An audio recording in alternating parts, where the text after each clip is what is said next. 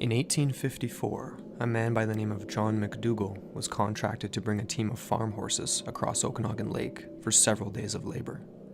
He was to prepare his canoe and rope and swim the horses across a narrow section of water, a common and routine practice at the time. It was a calm and sunny Okanagan day. They set out into the water and had traveled several hundred meters when the horses began to frighten. Then a tug on the rope, jolting the canoe. John spun around and grabbed onto the rope, pulling back to steady himself when he realized the rear horse was being pulled under. In a panic, John reached for his knife and cut the rope, falling back in a state of abject fear as his entire team of horses was violently dragged beneath the surface. Join us tonight for episode 2 of Into the Portal, where we investigate the encounters, myth, and sightings behind the mysterious monster that lurks in Lake Okanagan, the Ogopogo.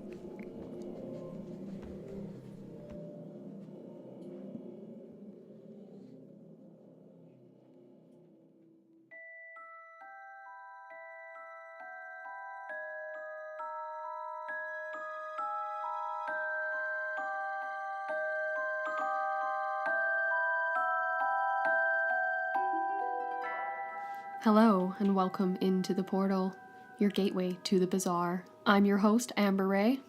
And I'm Andrew McKay. Thank you so much to everybody who downloaded episode 1 on the Lost Army of Cambyses. If you haven't had a chance to check out that episode, go back into iTunes or Google Play or whatever you use, and if you're digging the show, please subscribe and leave us a review. Those 5 stars mean a lot. Definitely. I just have a few quick things to clear up right off the top. I wanted to mention this right away because it was kind of hilarious. I referred to our show as Portal, not Into the Portal, when I did my introduction in episode 1. We were still debating whether or not we wanted to run with Portal or Into the Portal, so Right. We've definitely decided on the latter. Right, so we are called Into the Portal, and I just wanted to clear that up. But other than that, there's not really anything to clear up. We're on everything now. We're up on Google Music, iTunes, and Podcast Addict and all that stuff.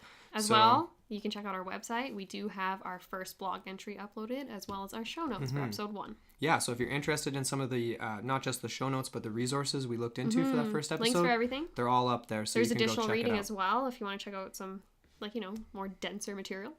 Definitely. All right, that's enough of that. Let's get into this, because I've been looking forward to this all week. It's been a big build-up.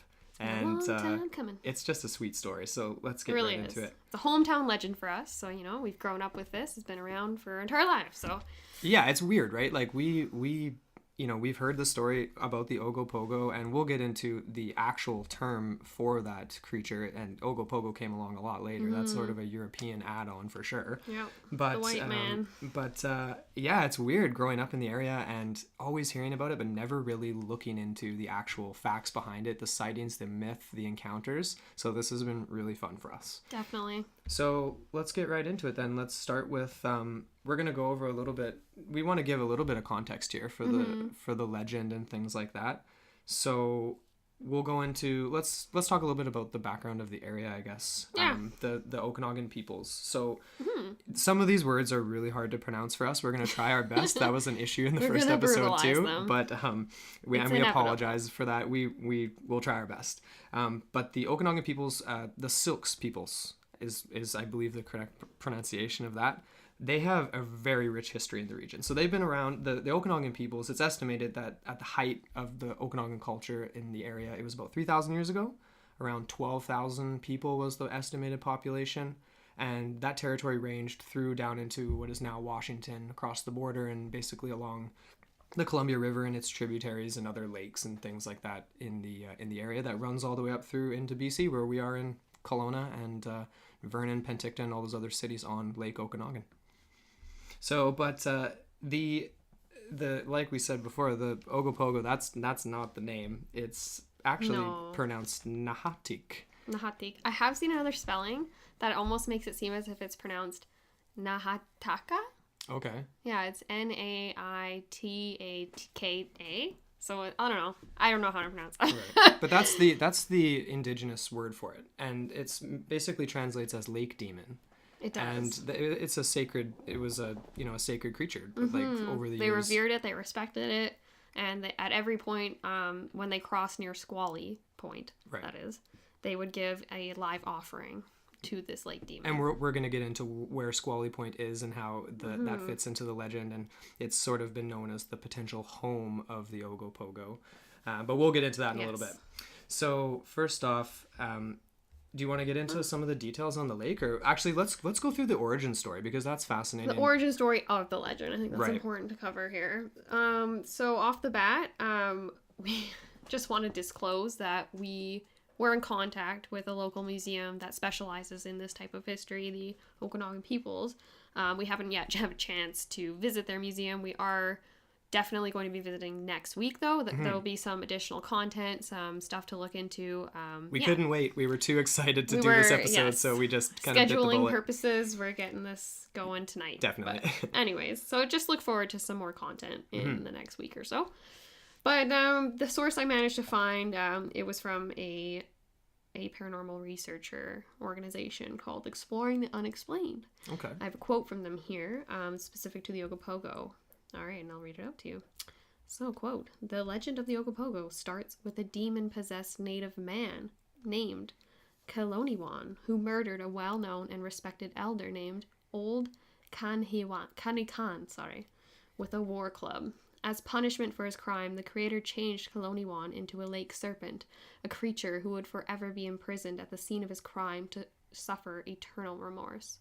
He was left in the custody of a beautiful lake goddess. Kaloniwan was from that day known as Nahatik, the remorseful one who must live in the lake in the company of other animals. It is said that the only animal who could tolerate his company was the rattlesnake. To honor the memory of Old Kanikan, the people named the lake Okanagan." Yeah. That's interesting. That's a little quote there. And we still have to look into the background of that, but I've definitely come across some things that would lend to that being true as an origin story. We watched a few documentaries too where they talk about the origin. They don't go into too much detail, and we're going to get into some of those documentaries in a little bit. There was a really good quote though. Yeah, go for that one right now. Yeah, I definitely wanted to include that just off the bat here. This was from Ursula Serchis, Kelowna Museum Director, and this is a part of the In Search of documentary that is hosted by Leonard Nimoy, aka Spock. Really cool. We were pretty stoked when we saw that, and we've been basically chain watching In Search of since. Pretty much. And we would highly recommend it. Yeah. It'll be up on our YouTube channel. Definitely. We're going to have links up there. So you can check out that playlist, and we're gonna have more up in the future because it's a phenomenal resource. It's pretty fun. It's so retro too. It's super retro. The quality of the film is just. But anyway, get to that quote because it's really cool. We're getting off topic already. All right, so Ursula Serchis, Kelowna Museum Director, quote, "We have learned Indian legends have a very substantial amount of fact and truth to them." Right. End quote. And this was back in the 60s. It was, yes, when she made this statement. And I think it just lends a lot of legitimacy to the Okanagan people's perspective on their surroundings. And yeah, it just, I don't know. I mean, all these things are being passed down with... It's profound. I think it's profound. It's, these stories and legends and things are passed down through oral tradition. And of course, they'll inevitably pick up different sort of things along the way. But this is a story for the Okanagan peoples that's really important to them. It is. And it's almost like the Ogopogo is, it's representative of the lake and sort of the relationship with water. And we'll get back into that and a little bit too. And the importance of it. And just, I mean, that's really, that's a great quote to kind of leave things off here. I feel like in a sense you could almost interpret it as a metaphor for respect for nature and the changeability of the lake itself, right? Because if I read on a little further into this original quote I didn't want to read the whole thing because it's kind of long. Yeah. But basically, what it says here is the fee for safe passage was a live sacrifice. Whenever the natives who lived around the lake would venture out on the water, they would sacrifice a small animal to appease the monster. They would drop into the lake, it would drown. This ensured a protected journey. It was told that the shore of Rattlesnake Island was littered with the glory remnants of the travelers who did not make a sacrifice. So Nahatik would use his mighty tail to whip up the lake's water into a fierce storm that would drown its victims. The white settlers also followed the native warnings, yet the white man also lapsed at times and had to be reminded of the monster's wrath. Interesting. Which, our intro did definitely demonstrate an example of that, I feel. Very much so. In a very dramatic way. Indeed. But I feel like that, it's not as if this this monster is coming up and snatching people from their boats and dragging them into the, well, in the case of the... In that particular story. Exactly. But I feel like it's more, it's a little more allegorical. It's a little looser, right? Like, and we've experienced it, right, growing up in the Okanagan, the changeability of the water itself and the wind patterns. It can get pretty intense out there. I mean, we're in the Okanagan Lake is in a valley, and it's a fairly narrow valley. It gets pretty intense windstorms. It does. And that can definitely whip things up on the water, and it's a dangerous place to be. So I definitely think a lot of that can be allegorical for sure, from other, stories and things passed down. To a certain extent. Doesn't actually account for the sightings, but... Exactly. It doesn't account for a lot of the things that we are definitely going to cover in this episode. So let's keep going. Definitely. Yeah. I guess that was another thing from the first episode. We forgot to cover the physics of sandstorms, which I believe I mentioned at the beginning. Oh, yes. So maybe we'll post something. I think we have something posted. We did have a source for that, source posted about that. Anyway, we're already getting off track. Okay. So let's get into a little bit about the lake itself. Well, yeah, just to give another... Yeah, some context. Because this Okanagan Lake it's pretty unique. It's one of the oldest and deepest lakes in Canada. Mm-hmm. And, I mean, there's a lot of lakes in Canada, so that's... It is a glacially formed lake. Which is the reason carved out why. by repeated glaciations. Exactly. So it's also prone to volcanic activity. There's quite a few... more extinct now. Extinct volcanoes in the area. Back in the day. All right. But yeah, one of the oldest and deepest in Canada. It's around 90 kilometers long. I've heard estimates up to 112 Yeah, varying long. lengths. It does vary. So, but about 45 kilometers wide. There's 3 major cities that are of British Columbia that are along this lake. We've got Penticton, and then Kelowna in the middle, and then Vernon up at the north end. Penticton and Vernon are a little smaller, but I mean, still decent size. I mean, it's a big lake. Yeah. It's a big lake. 4 to 5 kilometers wide, depending on the location, and at least 800 feet deep. There are people that dispute how deep this is. It's never actually been mapped. It hasn't been fully mapped. There's been some seismic mapping, and that we actually we spoke to a geologist, and we'll have her as a guest later in this episode. Mm-hmm. But she said that it hasn't been necessarily fully mapped. There's just been some sort of basic seismic mapping. But up to 1,000 feet, some people say. And then beneath that, so you got 1,000 feet from the surface to the sediment on the bottom of the deepest parts of the lake. Then you've got 750 meters of sediment before you hit bedrock. So in some places. In some places. This is not everywhere in the lake. No. But this is in some of these deeper sections of the water. And that's just kind of crazy. I just wanted to throw that out there. So just for perspective on that, the tallest building in the world, I think, as of 2016, is the Burj Khalifa in Dubai. So it's 600 meters or 2,000 feet. So add another 450 feet of sediment plus 1,000 feet potential of water, and then you're at the surface of Okanagan Lake. So over 3,200 feet. So that's crazy. And the sediment is organic material, inorganic material. And it is from the glacial periods. Right. Right. You get a lot of that sort of loose material. Totally. And yeah. And there's some interesting theories on the sediment and things like that. Definitely, it's a part of the theory section of this episode.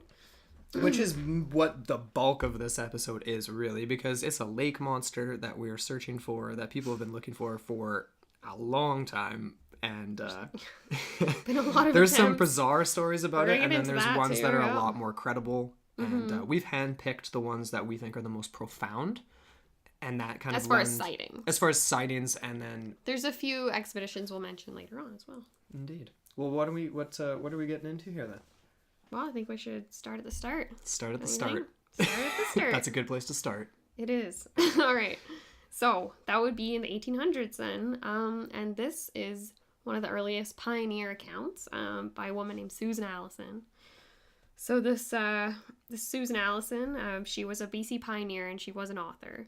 And she reportedly saw the beast near her home, which is now the property of Quails Gate Winery in West Kelowna. Yeah. Very fascinating. She was actually the first white person in the Okanagan, I believe. She was the first, permanent settler on the west side, yeah. She was the first non-Indigenous, her and her husband, and then they started a family here. Mm-hmm. Her full name was Susan Louisa Moore Allison. So she was originally from England, relocated to Hope, BC, and then eventually made her way out to the Okanagan. But she actually established the very first ever school in Hope with her mother. Oh, wow. And she went on to write a couple of books, and she had her memoirs that were later published in the 70s, Pioneer Gentlewoman, and that was we will be posting a link to that. Definitely posting a link to that. It's actually hilarious. We both, Amber and I, covered that book in I can't even remember what it was. Cultural studies class, and it was one of our favorite profs, one of our favorite MacArthur. But it was really dry, the book itself. And it's so funny coming back to it years later, trying to dig out this little piece of evidence that lends to the idea that the Ogopogo might actually exist. It's kind of funny. Full circle for us and Susan. So Allison. Her full account. Well, I don't actually have her quote, but essentially, she was at her home called Sunnyside Ranch, and she describes seeing a snake-like creature, closely mirroring the native legend about Nahatik. Right. So, yes. And the thing about her is that it's and that first account is not exactly, it doesn't jump out at you like some crazy story about seeing someone have horses pull beneath the surface like John McDougall's story. But what's profound to me about Susan Allison's account is that after reading that book, it sort of reminds me a little bit of some of the things in the Herodotus in episode 1, where she writes really she's very dry about most things, right? Yeah. So and including the account of Ogopogo. So it's just like there's no embellishment. Not a lot of colorful language. There's no embellishment. There's no jazzing it up. So it seems strange, like why would you say that if you didn't actually see what you thought you saw? And of course she may have been mistaken, but she was privy to the legend from the people she met and lived amongst in the Okanagan. And I think she's a credible witness. I think she is too. So that's a kind of a cool first account for sure. Definitely. So that was 1873, right? Yeah. 1873. That's the date I have. And then we're moving on to, here's the thing with this story. This is, we'll come back to some other points, but like, it's the most photographed lake monster in the world, supposedly. Yeah. It's one of the... Even though a lot of them just look like waves. A lot of them look just like... A lot of them are just waves. I'm going to say that right now, obviously. No way to tell. But there's a million... Every year, there's hundreds of sightings. Hundreds of sightings every single year. Not all of them are reported, obviously. Some of them just get floated out there as stories. But we've handpicked just a few. Because if we were going to go through all of the... Even the compelling ones, this would be like a 15-part episode. It would be. So we're trying to make it a 1-part episode. So next... I would say that the next one would be just a quick mention. I believe it was 1914, 1915 perhaps. I don't have the date in front of me right now. It was 1914. I remember you brought this up. 1914. Okay, awesome. Yeah, and that was the the Okanagan peoples, and I believe the Kootenai peoples. It was a joint group expedition, but they were traveling alongside the lake shore near Beachland, and they happened upon a carcass that was it was a dark grayish blue, and it was about 5 to 6 feet long with small flippers, and they didn't know what to make of it. This is bizarre. It almost, like, the description kind of like brings to mind a dolphin to me. Yeah, or like a manatee, it is quite small, or something. Or like... But they kind of interpret it as a baby Ogopogo. Because the creature we're talking about has been reported to be, I think it's between 20 to 50 meters. Or sorry, feet. Yeah, 50. Feet. Up to 60 feet in the up fold to 60. Yeah. Okay. I believe. Okay. Which is massive, obviously. So that's obviously a lot bigger than what they found, but... At the same time, you think they'd know if they were looking at a big old salmon or a tuna or something. Or, obviously, yeah, which obviously wouldn't be here, a tuna, but like something like that. Like something. You have to wonder. I mean, that was before the damming of the lake. Right. So, could have been some sort of tributary that was a large enough, waterway that something strange from somewhere else got in. The Okanagan Lake used to be connected to the Columbia, I'm fairly certain, up in the Arrow Lakes area before a dam was put in the 50s. And that's a point that was mentioned in one of the later documentaries that we reference in this episode. But yeah, that's a weird find. It is. Because... And from the, Okanagan natives, they would probably have the most experience. Well, obviously they do. Of course. Been here the longest, and, they live... avid hunters and know the area and all that stuff. Connected to the land. I mean, of course, 1914, it seems odd that somebody would... That it could have been an animal transported from somewhere else, or just some weird... Someone's coincidence pet that got loose. Like your sea monkey that grew to be 7 feet long and died on the beach. No, that's weird. But the flippers thing doesn't match up with basically most of the other sightings and things like that. Most of the sightings are when it's like partially submerged though. Very true. The fins could be below water. Very true. Yeah. Potentially. So, moving on. Next sighting. Yeah, so a few years later, 1928, the Mission Beach sighting. Now, this is one of the better known ones. It is. It involved 30 plus cars. It basically... Tons of witnesses. It had the most witnesses out of any of the sightings that we researched, that we looked at.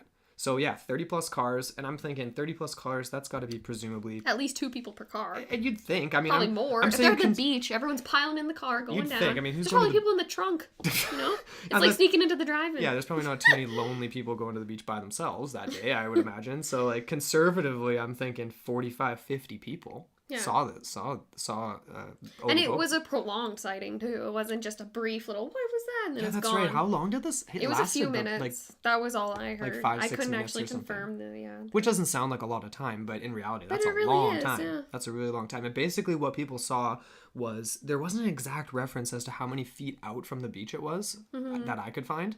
But it was by a dock, wasn't it? They had a frame, they had a reference point at least. Like they could it was close enough that they were like, what the heck are we looking at? They didn't need binoculars. No, they didn't need binoculars. And they basically saw what a lot of other people would end up seeing throughout the years, which was, I believe, 3 humps.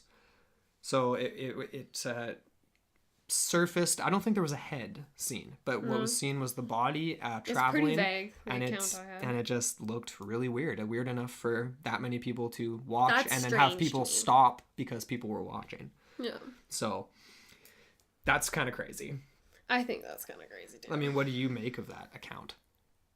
Like, were they all drunk? I mean, obviously, were they... You're chilling at the beach, you might be having a few pops, but... Like, how hot was it that day? Are we seeing mirages in the water? Like, what's going on? Yeah, it couldn't have been. I don't know. Well, we hang out at the beach and what if it's a bunch of salmon, though? What if they're splashing all around and getting crazy and... Splashing all around and getting crazy. I don't know. Definitely not. I mean, people aren't going to mistake that. It's 1928. We don't have any footage. No, unfortunately, we don't have footage. But I'm thinking people...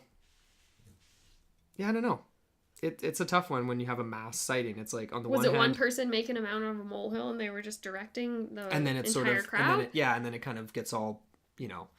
People get into sort of the... Yeah, it's a crowd atmosphere and it's like, what the heck? And it's just this sort of... What is that? Hey, mob mentality. And it's just actually a log out in the water or something, right? Like a couple beavers. And that's totally a possibility. Around. But that side. We don't want to discredit them. But no, we do want to mention every possibility at the same time. It's tough to discredit this one because you just. It's tough to credit it and it's tough to discredit it. It's kind of just a. It's not enough. It is what it is. None of those people are alive anymore, probably. You know, it's a funny note, though. In 2 years before this, actually, because there's been sightings, like, forever there's been sightings. And I don't know if this was just completely a joke or if some people were serious about this, but in 1926, this is just a snippet from the Daily Colonist. 1926, the city of Kelowna announces a new ferry that would be monster-proof. So... Do you actually have that clipping? I have a link. I have a link. The Commons, right? It's totally free. Yeah, it's totally public access. So we'll have a link for that. And there's a bunch of really awesome newspaper snippets on Ogopogo. God, it's hilarious. It's really funny. Some of them are more just serious. A gossip column. Some of them are more serious. In general. Back in the day, it's like. And then it's weird because we were searching through these obviously because we want some primary sources, but we did find Ogopogo-like sightings in other lakes too. Yeah. And that, to me, is... And other creatures, too, that are also, like, sightings in freshwater. Like Champ and Lake Champlain. So maybe that kind of lends to the idea that there are these sort of cryptid things that can exist sort of below human conscious level. And maybe are living in these streams and, that was... Maybe that fed into Okanagan Lake and now Augie's down here. Well, you never know. I don't know. And that's the idea of tunnels and deep caves in the lake is something that is definitely part of that theory. And we will get to that in just a sec because that's my favorite part of the story. So that was 1928, that Mission Beach. There's obviously been a lot of sightings in between this and the next one we'll mention. Yeah. But we think that this is definitely a pivotal part of the Ogopogo mystery. Yeah. We skipped 40 years here because, there just wasn't enough. There wasn't really enough within that 40 years that was that compelling in terms of evidence. It was just that we could more anecdotal stories, right? And a lot of those came from the In Search of that we watched about Ogopogo. And that is a very illuminating piece on just Kelowna culture back in the 60s and 70s, right? Yeah, it definitely. I don't know. It was just a different time, hey? Totally. With people like gathering together to tell their stories, and it was much more of like a... The radio station put out a call for people to gather and tell their stories, and everyone came out, and what is out now... Apparently I can't talk. What is now outside of Earl's, downtown Kelowna. Yeah, downtown. Yeah, we could actually recognize, we could see the back, and we're like, what? Yeah, that was the dock. You could see it the was old like the ferry and dinkiest little dock ever. It was hilarious. It's wild to think that so much has changed since just then.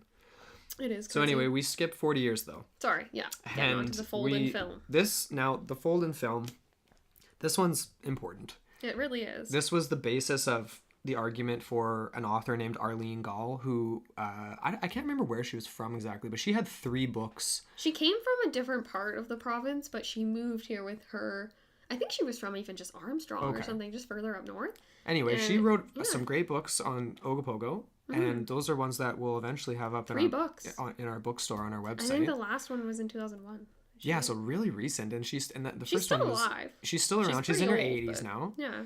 But the fold-in film was one of the focal points for her research, and it's because it was taken in 1968 by a man named Art Folden, and he and his wife were traveling through Peachland, right? And he saw something strange as they were driving. I think they were sort of, maybe the story goes that they were coming up to the shoulder, and they were going to maybe pull off and take a little break, and he caught something just before that, and then they really decided to pull off. And there's a lot of distance. Yeah, like it's quite far away. It almost looks like the top of Naramata when you go up that windy road, and then you're looking way down. It's high. It must have been an old road, because it's not the highway we know today. Oh no, it's definitely an older road for sure. But he basically caught footage of.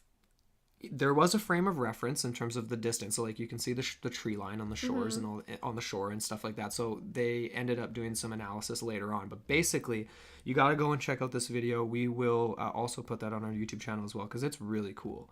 And basically it was what they estimated to be a 60-foot long up to 60 foot long, 3 foot wide. This is later estimations from footage analysis.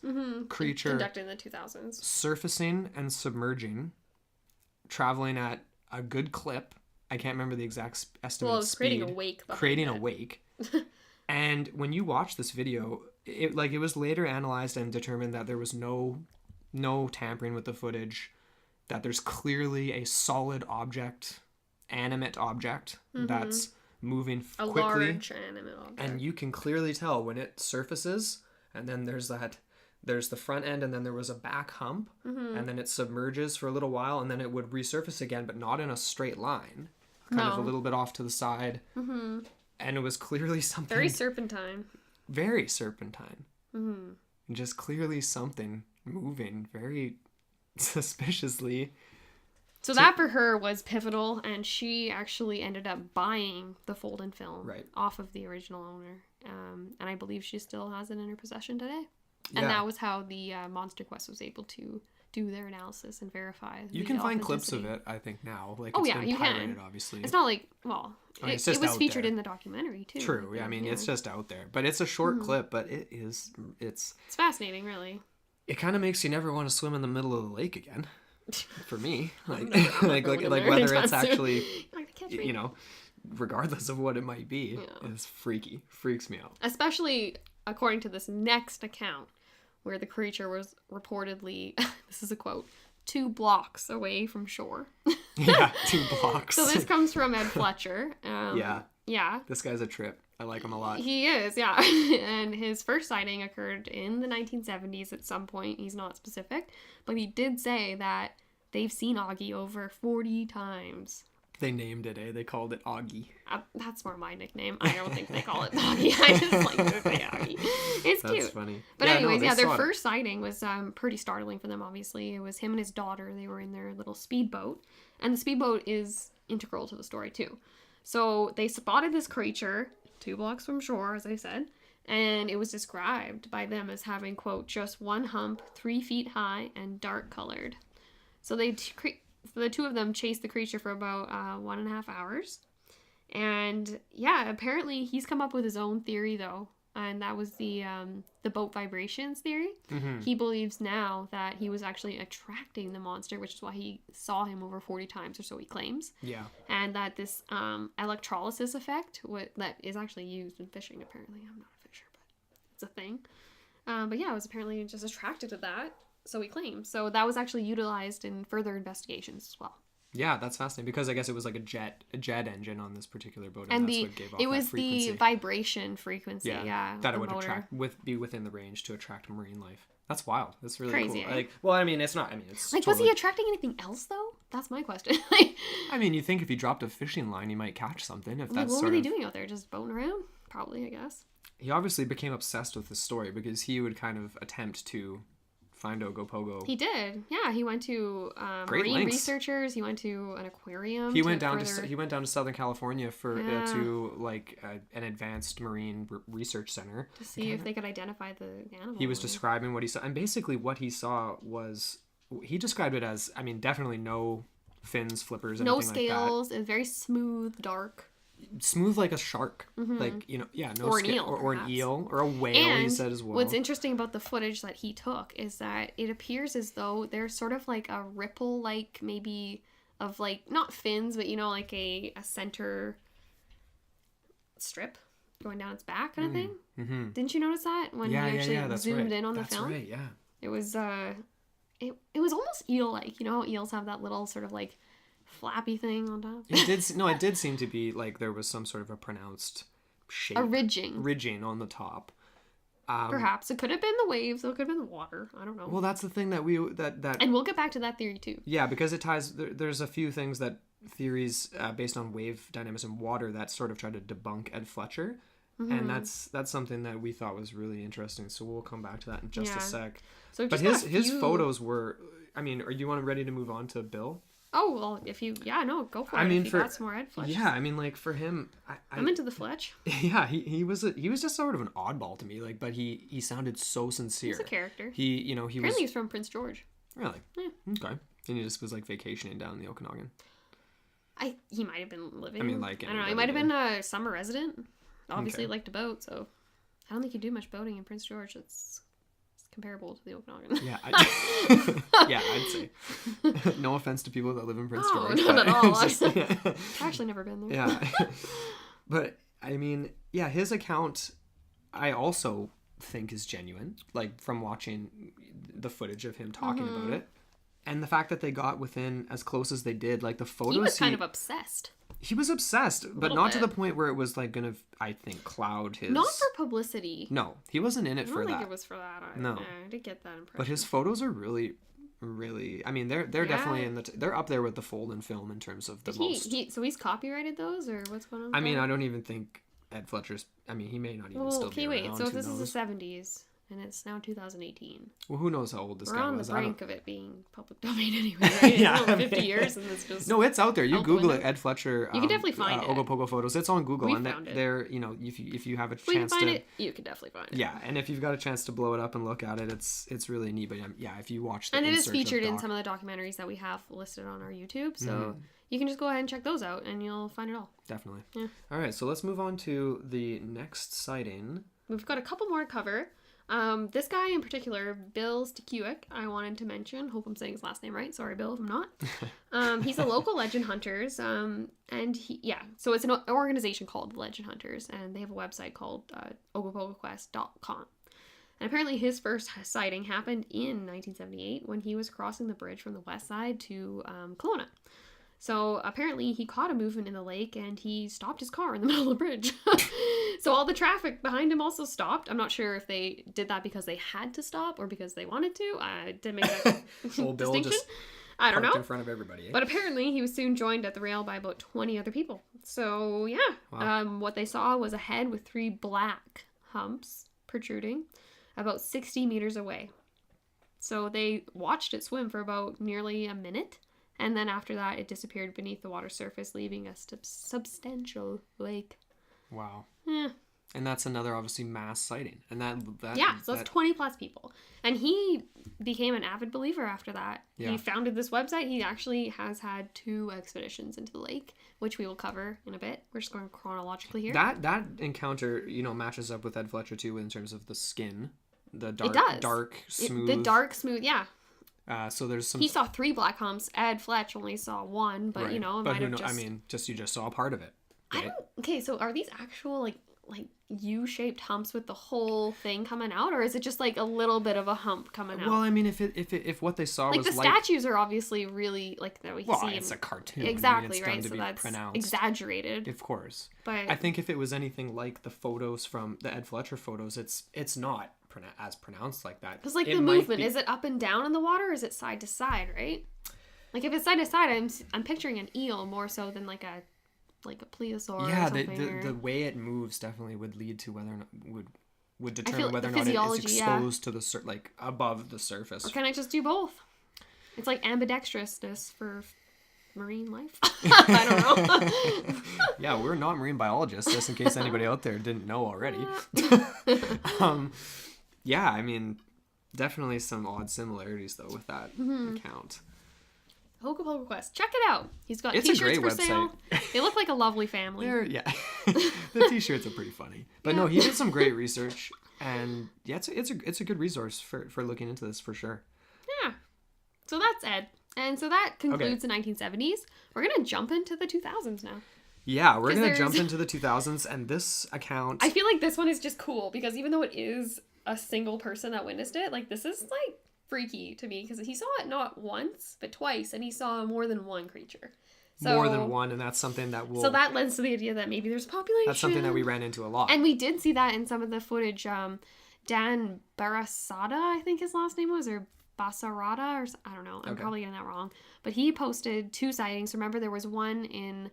It was like August 14th, 2001, and the next year was like 2002, the exact same day, and I was confused about that initially. I was like, is this a typo? Like, what's going on here? Yeah. But what he actually has footage of, it almost looks like 3 creatures, or at least 2. Yeah. So anyways, there's that idea. Mm-hmm. All right, so Daryl Ellis, this guy, he is a marathon swimmer. His sighting was reported in 2000. So while he was competing, actually, I'm not sure if he was in an actual marathon. I think. He was training, okay. Yeah. So he reported being accompanied. It wasn't the Iron Man or anything like that. Okay. Yeah. Or it wasn't his birthday, was it? Was he the guy that swam the lake for his birthday? I think that was a different guy. Was it? Okay. Anyway, but we know he was a marathon swimmer for sure. Yeah. Anyway, so this Daryl Ellis, he reported being accompanied for a short distance during his swim by 2 large creatures as he passed Rattlesnake Island, also known as Squally Point. So he described them as being 6 to 9 meters. So that's about 20 to 30 feet. And the second one was a bit smaller than that. So they followed him for quite a while and then disappeared. So they're peaceful, at least. And then while he was swimming near the Okanagan Lake floating bridge, when we still had the floating bridge. Yeah, way back in the day. A creature with a large eye, the size of a grapefruit, came within 9 meters to get a close look at him. Oh my god. That would be terrifying. Yeah. And I actually saw, this was from the Legend Hunters website, which is Bill Stakuik's website, and he had an artist rendition of what Daryl Ellis saw, and it's a beautiful portrait.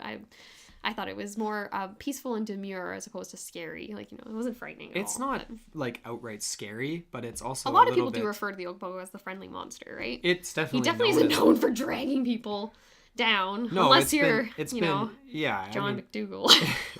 Yeah, but he managed to escape, if you believe that story to be true. I feel like he just, anyways. You never know. But it's definitely been obviously blown up into just a tourist trap. Mm-hmm. And that takes away from the actual legend and the possibility of that legend being based off of an actual creature of some sort or something that is unknown. But that's where we come in. We're trying to kind of like bridge somewhere in between. We're asking questions. We want to ask questions and just sort of perpetuate the conversation, but still have some fun. And I mean, like we said last time, we're fox maulers, so we want to believe. We do. I want the Ogopogo to be real. I just want to not believe, when I'm and swimming. I never want to swim in that lake ever again. Yeah. I'm already terrified of it. You don't even like swimming anyway. Honestly,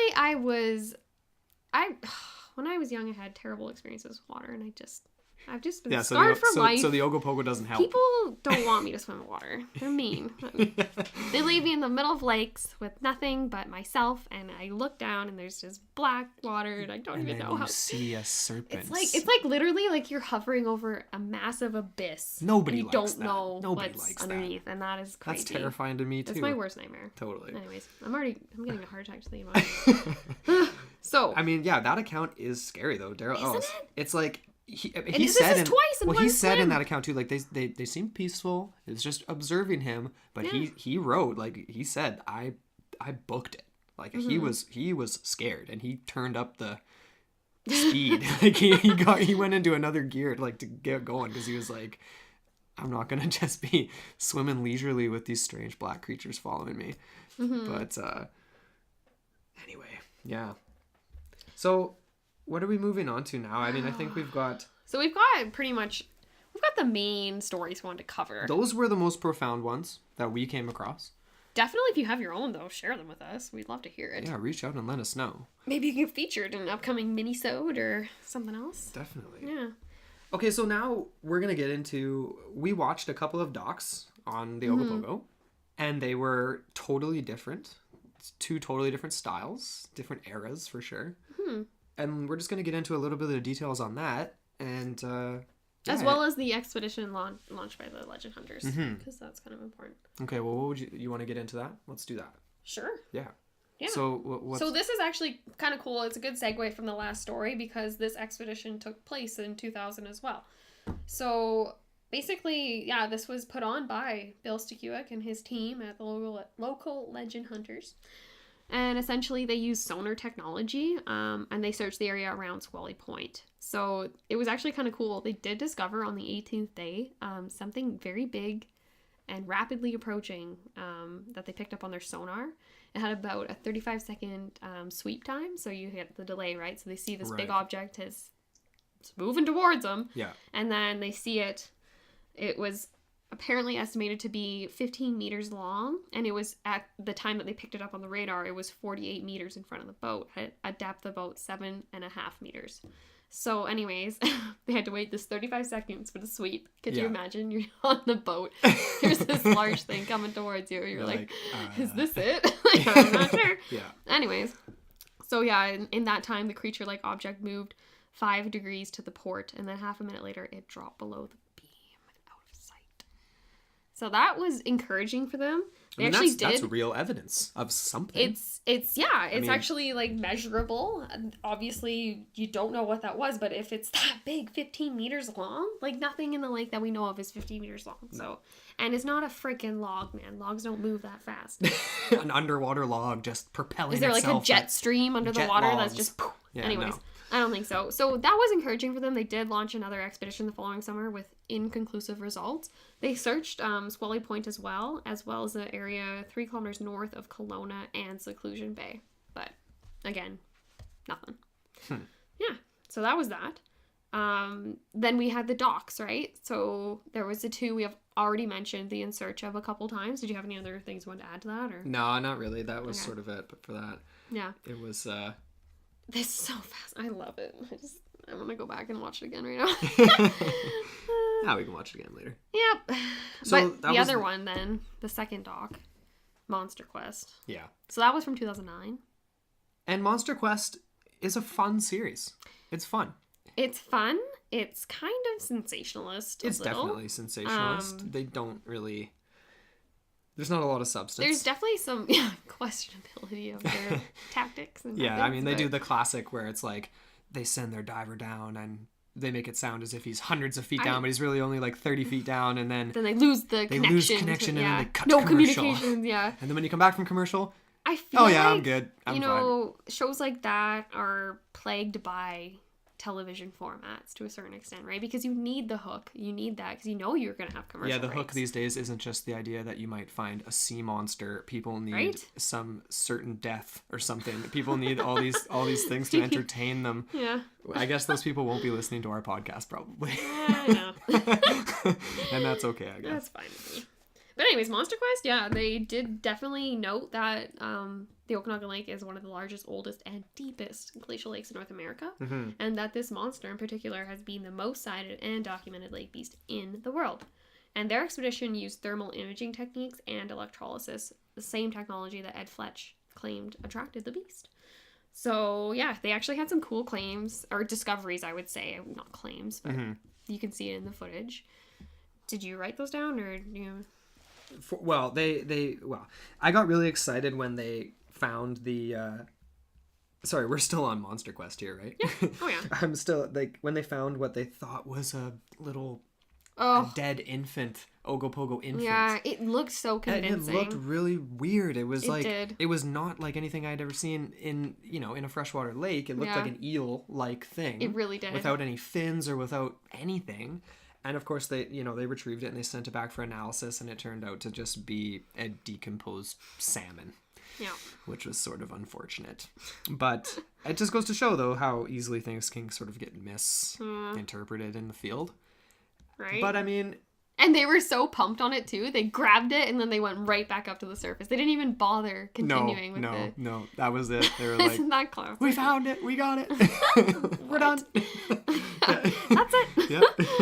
But yeah, so they actually, in their dive, they did find some collapsed caves near Squally Point. Right. Caves that were actually mentioned in the 2000 expedition by Bill Stakuak. He did say that there were these underwater caverns. They didn't actually explore them, though, I don't think. No, and that's right here. Yeah, because I have... Because they showed the ones in the Monster Quest doc that were collapsed. Visible. Well, they showed ones that were They caves, were small. air quote. But they're not They were really like caves. cracks They were in the not rock. They're a like, home for a 60-foot they're like monster. cavettes. Yeah, sure. But yeah, the collapsed caves and the possibility of them being deep enough into the side of the mountain for something to have been back there potentially, if there was anything to be discovered. I don't know. I thought another cool part about the Monster Quest expedition was when they found the diver cave. So he descended and he was almost at the layer of sediment.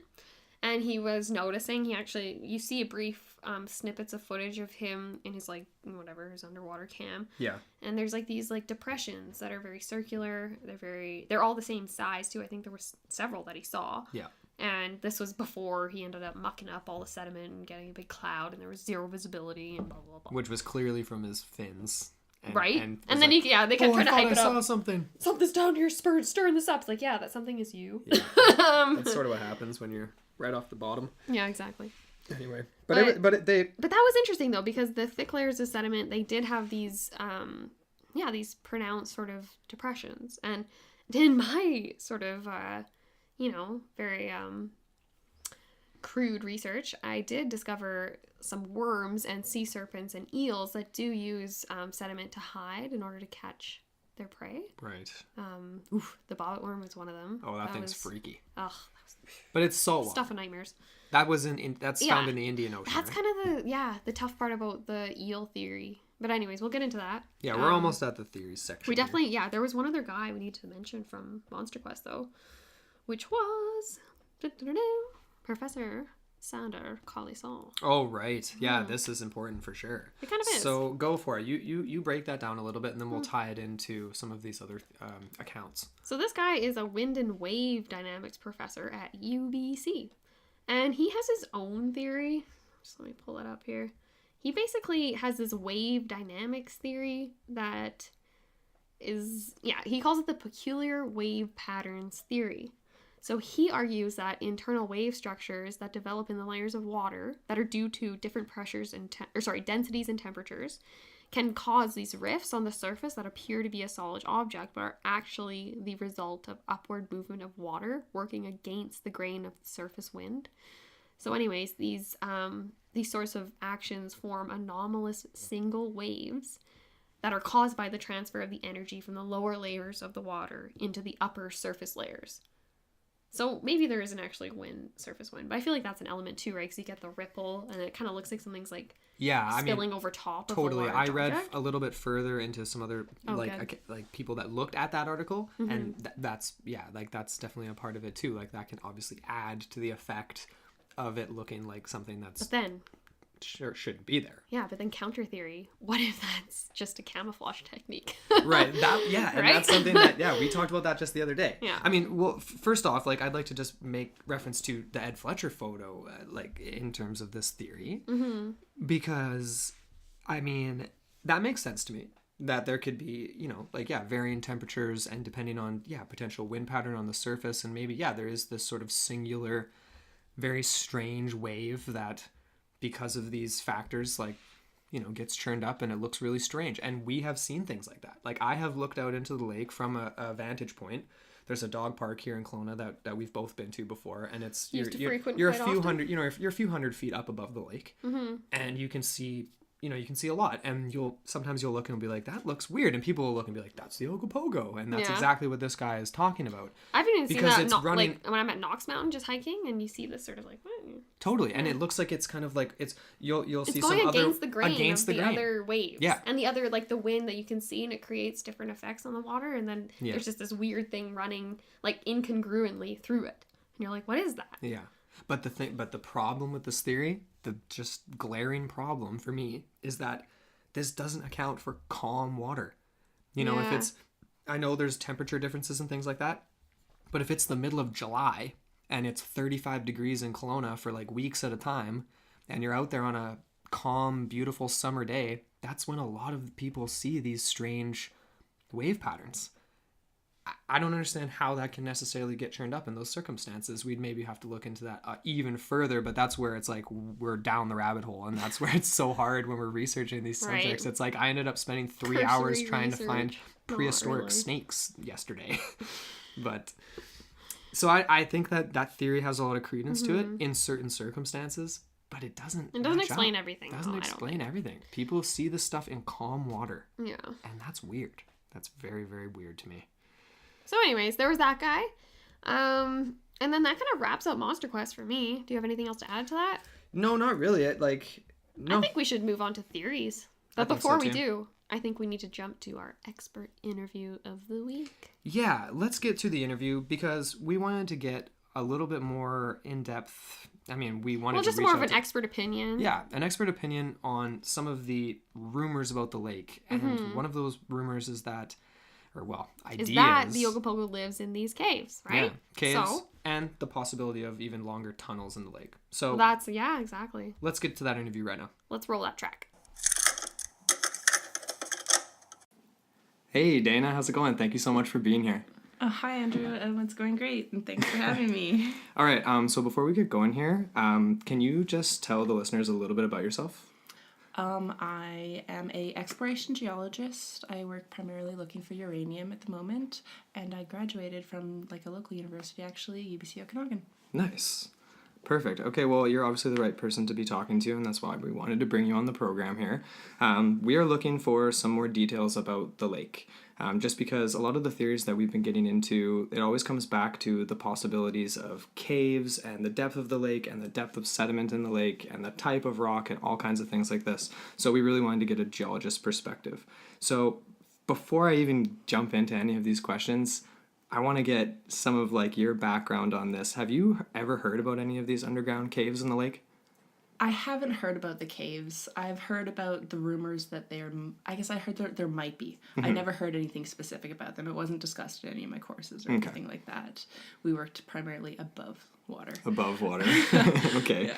So, but you have kind of heard some rumors since then about the possibility of that. So what sort of conditions does it take for a cave to form in a lake like Lake Okanagan then?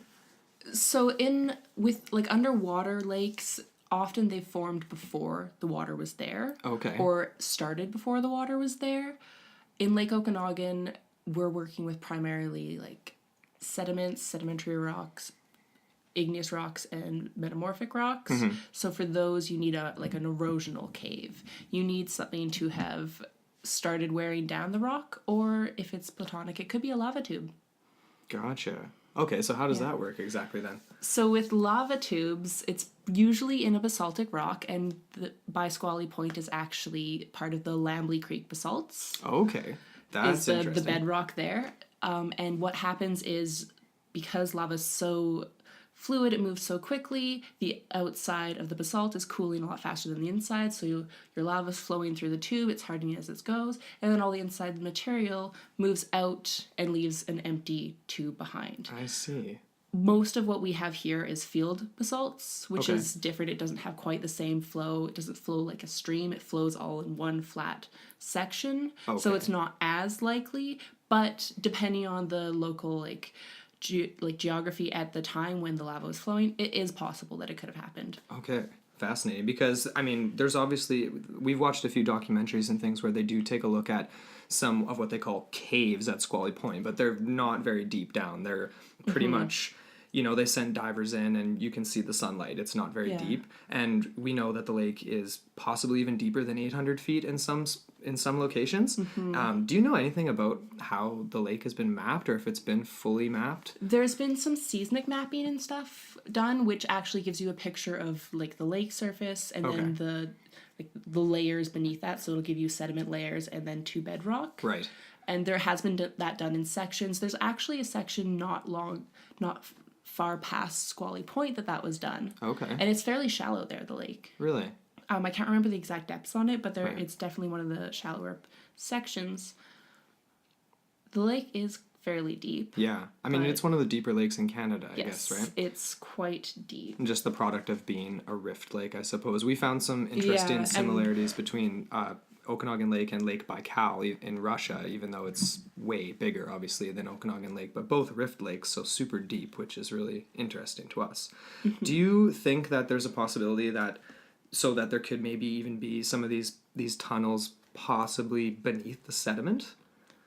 Oh at yeah, the that's bottom? definitely very That's much where possible. it would be? Okay. So because we had the volcanic periods and then we had the glaciations, Okay. we've had so much sediment put down and a lot of material taken away, which is part of why the lake is so deep and so heavily infilled. Right. There's like Because- 800 meters of sediment, I think, or something crazy like that. Something ridiculous. Like I think, well, I've got a number here. The bedrock below Okanagan Lake is about 640 meters below sea level, and the surface is like 300 meters above sea level. So you've got like 300 meters of Wow. give and take in there. Crazy. That's a good chunk of space. Yeah, it's massively dug out. The glaciation made the valley huge, and then a lot of material got left behind. That's really cool. So you're saying it is possible that there could be some underwater tunnels in the lake, and that it's definitely possible that there's even maybe some bigger caves than the ones that are visible right at Squally Point directly beneath the surface? Yep, Awesome. it's possible.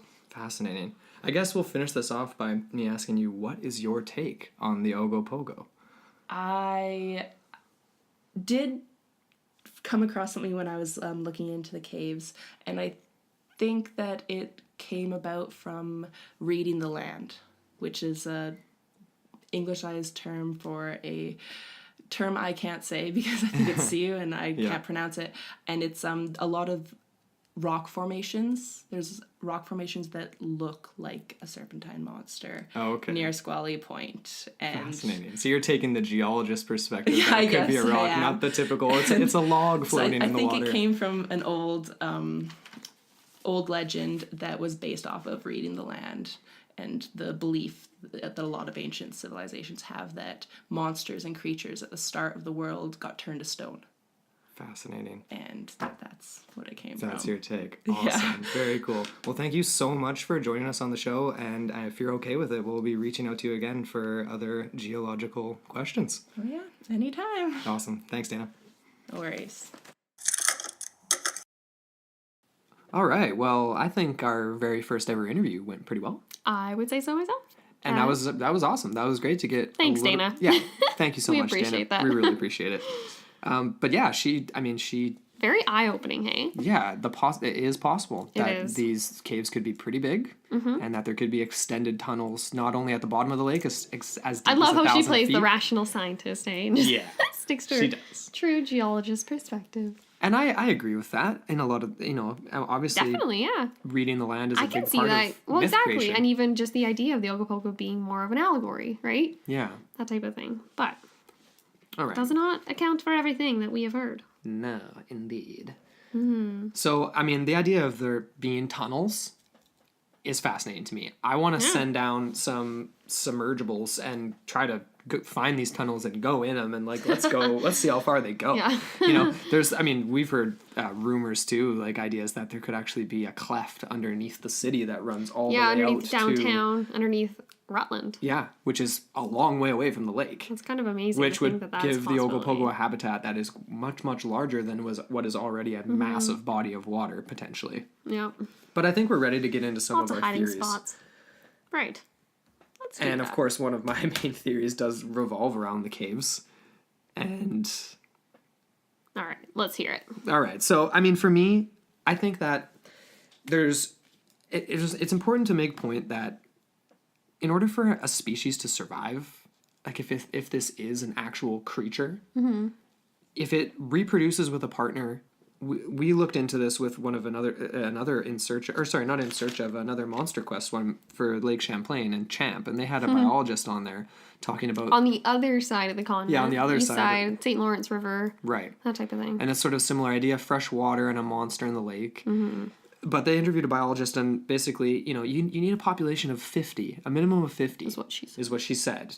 And even with that, there's going to be extensive inbreeding, obviously, and so it won't last as long. 500 is more of a number for actually like sustaining a population. But that doesn't account for asexual reproduction. Could there possibly be some sort of a freshwater eel that existed from the the megafauna era that just or some sort of like reptilian snake-like thing that just evolved on its own. to reproduce asexually, and maybe this thing, because think about how long things lived for back in the day. Think about how even long like a giant land tortoise lives today. It's even like just over think 100 about years, right? How long those sturgeons live, Oh yeah, over 100 years. Easily 150. Yeah, it's insane. And I don't think it's sturgeon, and I'll mention that in a sec. I think that's kind of ridiculous. But the idea that something could, I think that it's definitely possible that something could have evolved to reproduce asexually, and maybe it does live in the sediment. I think a prime example of this whole we thought it was extinct, but JK, it's not, is the coelacanth fish. Oh, and absolutely. That was found in 1938. There was 2 populations actually found, one off the coast of Sulawesi, Indonesia, and then one in the Comoros Islands off East Africa. So, this fish is cool. Apparently, they're very elusive, deep-sea creatures, which, that lends to the idea that, obviously, they're not meant to be found. They don't want to be found. They're not going to be found. Anyways, they would live in depths of up to 2,300 feet below surface. They can be huge, reaching 6.5 feet or more, and weigh up to 200 pounds. Wow. So they can live up to 60 years. So obviously that's about the half a lifespan of the sturgeon. Yeah. But very interesting, right? Like we thought that was extinct for not billions. Millions? Yeah, millions of years. Yeah. That's wild. It's it's a cool species too, because it's a transitionary species between fish and land mammals. So what if the Ogopogo or some sort of, it was the same type of deal, and then it just evolved on its own. Right. And basically got cut off from the rest of the pond, and that was that. And now we might have our own little homegrown monster. Well, I mean, if you call it that. I don't even want to call it a monster. No, I don't know. It's just a cryptid creature. Right? It's a creature. It's not a monster per se. It's like calling Frankenstein a monster. He's not a monster. He's just a nice guy. Yeah. There's a bunch of other ancient fish, though, that were thought to be extinct that were found, right? Like, here's one called the hagfish. Existed over 300 million years ago, and this thing looks like a worm. This thing looks like a giant, thick, crazy-looking eel. And this guy right there. Let's see. Oh. Pretty gnarly looking. Crazy. But it was found, and we gotta post that. we'll post this link. I mean, yeah, there's literally dozens and dozens and dozens of species that were thought to be extinct that have existed for tens, if not hundreds of millions of years, that have been found alive. If that isn't enough to kind of pique your curiosity that something could still exist out there, some people I don't know what will. A lot of people will argue that Okanagan Lake in Kelowna is not big enough, but the sediment alone is 750 meters, just the sediment, before you even get to the water at the base of the lake. 2,460 feet. Is unbelievably massive.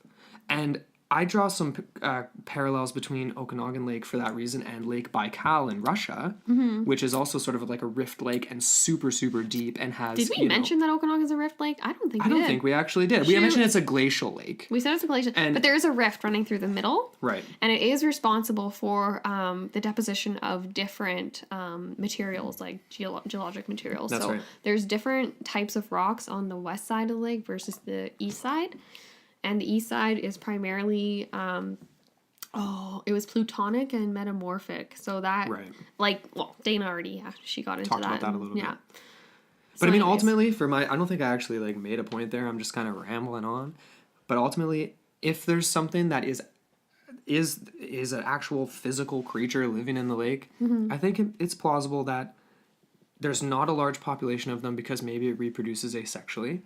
And if it lives at the very bottom of the lake and is tough to find because it's so deep and maybe even burrows and lives in sediment and just kind of lives off of microorganisms on the bottom, that makes sense for the non-threatening encounters. Right? That it's not aggressive. I actually have, some information about that type.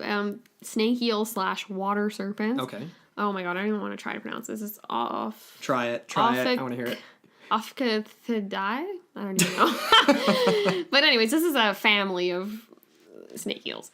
And most species are reportedly to be bottom dwellers. They hide in mud or sand to capture their prey of crustaceans and small fish. Okay. But some are, they're just herbivore, so they don't really do that. But for hiding, right? For self-defense. And that kind of, just the whole idea of the sediment, right? Yeah. Burrowing for camouflage. If you don't want to be found, that's what a lot of animals do. They just dig their way into the sand. Well, that ties into the whole wave dynamic thing.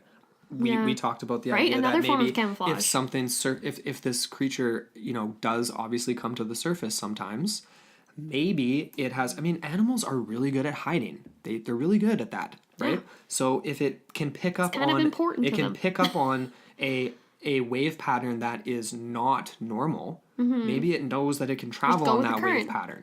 That's what they did in Finding Nemo, right? You follow the current. So it can exist on the surface. It can do whatever it's doing up there, but remain out of sight because do you not remember that from Finding Nemo? I do. Of course. Sorry, we have to mention that. Yeah, of course. Yeah. We're talking about marine life. You have to mention Finding Nemo, sure. Right. Even though it's a freshwater. You follow the current. What's that current called again? That famous one. The one where the Australian surfer turtle takes them on. Yeah. Righteous dude. It's amazing. Anyways. But anyway. So that's kind of okay, so we're getting into the cryptozoological argument, right? A little bit. And there's kind of two camps for this, I would say, and we're covering the first one right now, which would be the water serpent / eel / extinct species type thing. Totally. The other end of the spectrum for that argument is the dinosaur one, right? So the plesiosaur type species. Right. Out of the research I did, I feel like it's most likely that it would be an Elasmosaurus. So that has a really really long neck, about 76 vertebrae in its neck alone. Reached about 13 meters, so that's 43 feet. That's very consistent with the reports. And I feel like out of all, because there's basically two main lineages of plesiosaurs, and plesiosaurs, and they go into camps of plesiosaurs and plesiosauroids. Okay. And there was this guy that did an article, his last name's Williston, I don't have his first name off the top of my head, but anyways, and there's a quote from him that says, after a prolonged study of the American specimens and descriptions of the plesiosaurs, I am of the opinion that no single species of the American plesiosaurs can be placed in any known European genus. So that, to me, speaks to the idea that there's a vast disparity between these continental varieties, which maybe there's more room for regional specialization and evolution. Right. Possibly. We'd have to dig deeper. Mind blown. Down the rabbit hole. Anyways. No, that's fascinating. Because I looked into some of... And that is a peer-reviewed article. And we will have the link to that as well. We're always trying to find the peer-reviewed articles. Where we can. It's kind of hard with some of the sources or some of the subjects we're into. we try. And I was... I looked into... the idea that, reptiles. What was around here? What was there? And did you come up with some... I came up with a few things, in terms of just North America in general, and I guess you could make the argument that some of these things that were definitely more southernly reptile species could have evolved and made their way further north. But, there was the Miocene period had a lot of alligator species in sort of in the U.S., like in Texas, Louisiana, like, you know, like Are we sort of, talking like, the days of the giant ground sloth? Because those were the basically, days. Those were the days. And I wish they were here now. No, kind you of. do you? Well, no, just for the sloths. Not for everything else. I don't want the giant... You just want the Well, sloths. the saber-toothed tigers and the furry rhinoceroses. I don't know about that. I could take it or leave it. Oh, they're pretty cool. They are cool, but I don't want them hunting me. I guess rhinoceros, are they vegetarian? Are they omnivore? I don't even know. I think they might be omnivore. The furry... Herbivore.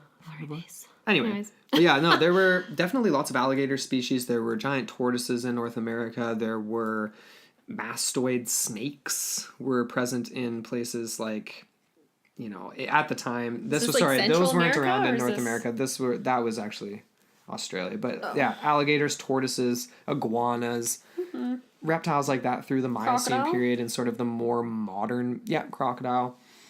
But nothing that big in our area. Like nothing that big up in BC that I could find.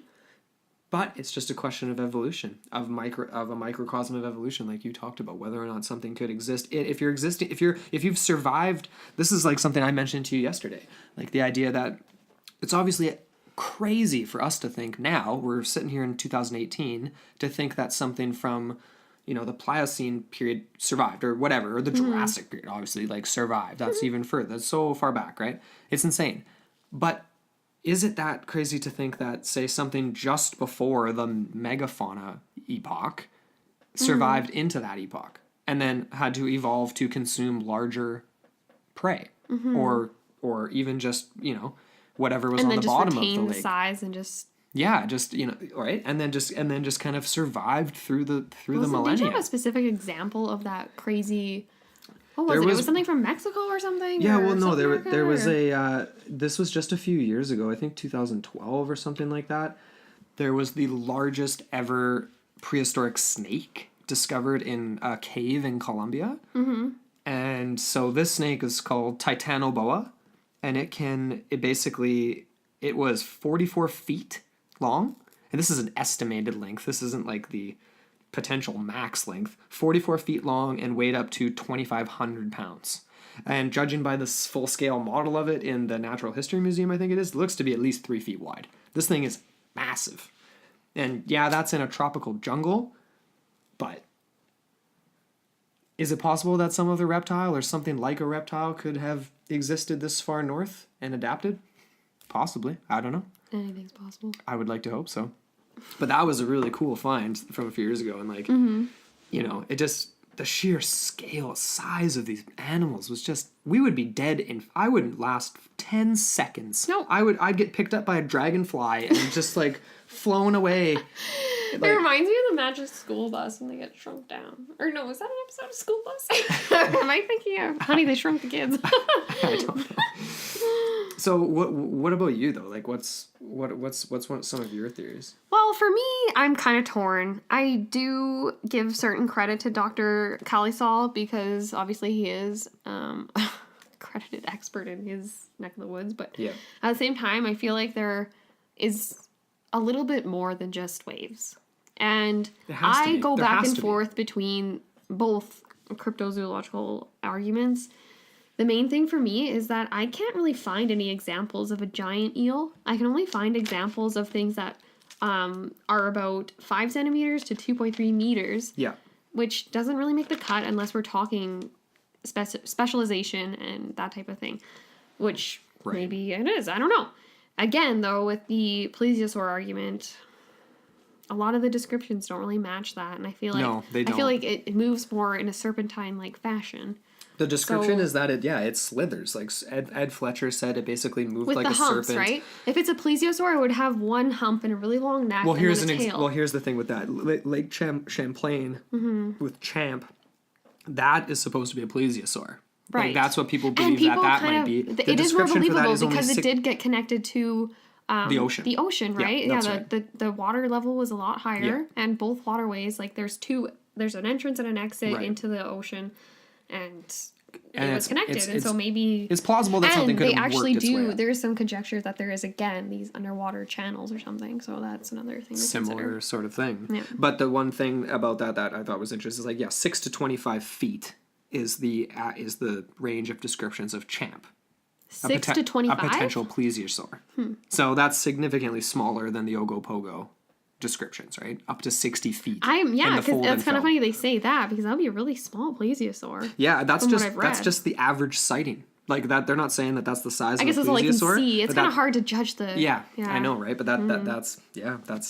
But yeah, 11,000 years ago, it was connected to the Atlantic in Lake Champlain, and that's obviously a big difference between that and Lake Okanagan. It's sort of a different size and different background for sure. Yeah. But there's some interesting similarities. And the other thing about the search for champ in Lake Champlain that made me think about Lake Okanagan was what one researcher did was they did like echolocation. You know, they did some sonar and they actually picked up unknown echolocation communication. Mm-hmm. And that were similar to orcas, but not. Sorry, am I referring to that correctly? Echolocation, or is it Yeah, it's like radar. Echolocation is radar. Right. So basically, like anyway, where you send out a signal and then it bounces off something and back to you, and that's how you know the distance from something. That's what echolocation is. Is that what they were referring to? Like the whale communication and stuff like that? It's the clicks. The clicks. Yeah. Anyway, but they picked the sound up. She made the the example that it is basically synonymous to what humans use as radar. Right. Right? When we send out a radar signal, we're sending out a signal that's bouncing in all directions, and then it picks up and sends back what it bounced off of. Right. And they picked up, this researcher, Sonar, communication radar. between multiple creatures giving off these frequencies. And it takes a complex brain to have these communication skills. They're outsmarting us, probably. There's nothing in Lake Champlain that can produce that. Are smart. Very. So these things, if they haven't been found... So for me in Lake Okanagan with the Ogopogo, I think that would be a really cool study to do. If we could do some sort of... troll the lake and send out these signals and see if we can get a response, or at least measure the sound, and if there is any type of strange communication or strange sound. Right? No, there's been that would be fascinating. Yeah, maybe we should reach out to Bill and see if he's into that. Yeah, Bill, if you're out there. But I think that would be a really cool thing to kind of like further the investigation for Ogopogo, because we don't know how they communicate, and the idea that there's multiples has come up over and over again. If it is a they, but there's been Daryl Ellis was the one that we made reference to, and multiples following him, and there's some other stuff to corroborate that. Like I have a article here from where's Daryl Ellis? Basically, another Daily Colonist article where these two ladies were hanging out on the beach, and the article says an account of juvenile Ogopogos cited by Mrs. P.V. Royal and Mrs. W.A.A. Newton. The women saw a group of three of young Ogopogos traveling in a pack. This is in connection to other accounts of multiple creatures traveling together in the water around the same time. And that's 1927 Daily Colonist article. So that's early, but there's been accounts of multiples for a really long time. There was definitely a few I remember from the documentaries we watched. Yeah. I remember the daughter and mother with the big poles in the water, and they were talking about the yeah. But anyways, I think it's time to wrap up. Give some conclusions here. Yeah, I'm ready to give some conclusions, and I think I kind of already. We already kind of did. Opinion, but why don't you kind of wrap up your thoughts? My thoughts? I'm kind of just on the fence still. I do feel like there is substance to the sightings and the things, especially the ones that we decided to highlight here on the show. Yeah. And there's so much ambiguity. Like, what if there's a couple different things and people have seen different things? Because, like, it has been described.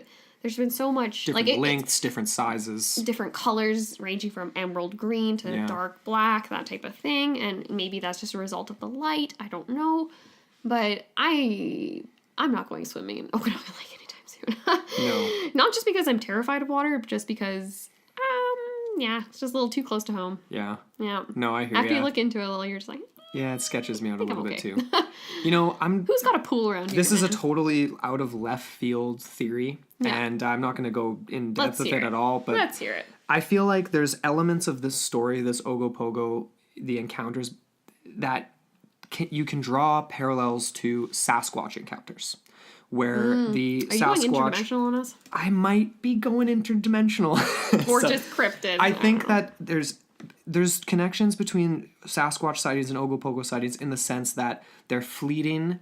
There's never anything very no conclusive. There's no body found anywhere. There's no real evidence of offspring or any of these types of things. Yet these sightings just keep Or happening. of just general, like, you'd think maybe they'd pick up a tool once in a while, a Sasquatch, or I don't know. Something, like, right?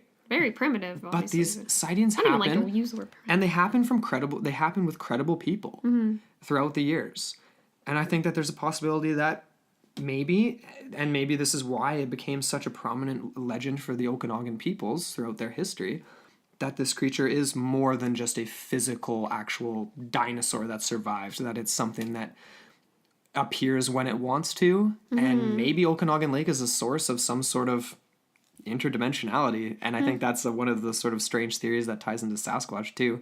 But that's sort of my theory. I think on the one hand it could possibly be an eel or something that has evolved and lives in the sediment, and then way at the other far end I'm sort of thinking that because of the way it's sighted, maybe this is sort of maybe we're living in some sort of a hotspot where there's creatures that cross over from different We need sides, to look into from more the local other legends. side of the portal, so to speak. Exactly.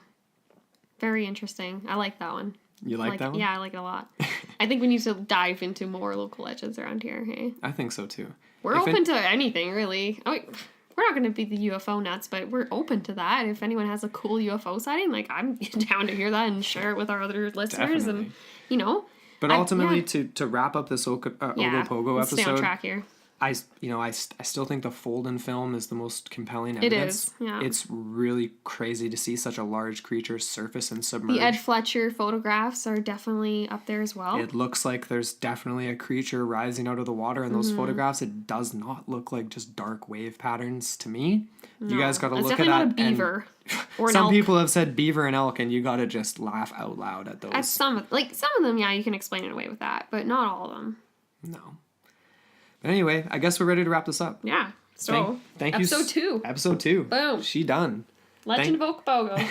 Yeah, thanks for listening, and definitely reach out to us and give us your take on the Ogopogo. We want to hear it all. Yeah. And yeah, we have our social media available as well. Our Instagram is up and running, our Facebook.